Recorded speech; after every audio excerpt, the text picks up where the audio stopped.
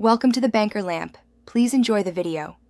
You start by logging into Cloudflare and clicking Add Site. Enter your domain exactly. Once done, pick a plan. The free tier is fine for DNS only. Make sure you have access to your domain registrar and a list of current DNS records because you will replicate them here. You're not just copying values, you're preserving service continuity. Pause while you confirm MX, CNAME, TXT entries. These preparations prevent email or website downtime, so double-check before proceeding. Now you add or import DNS records into Cloudflare's dashboard. Input CNAME, MX, and TXT entries exactly. Once entered, decide whether to enable the Orange Cloud proxy, use it for performance and security, disable it for services that require direct IPs like some mail providers.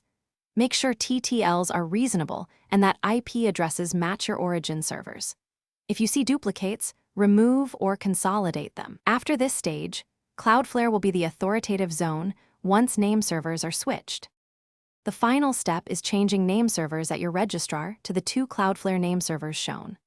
Once changed, propagation can take minutes to 48 hours. Use dig or ENS-lookup to confirm NS and A records. Make sure SSL/TLS mode in Cloudflare matches your origin certificate to avoid HTTPS errors.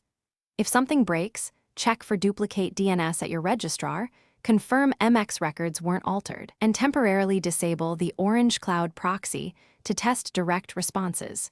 That troubleshooting tip solves most email or IP-related failures quickly. Thanks for watching. If this was helpful, leave a like and consider subscribing. See you next time.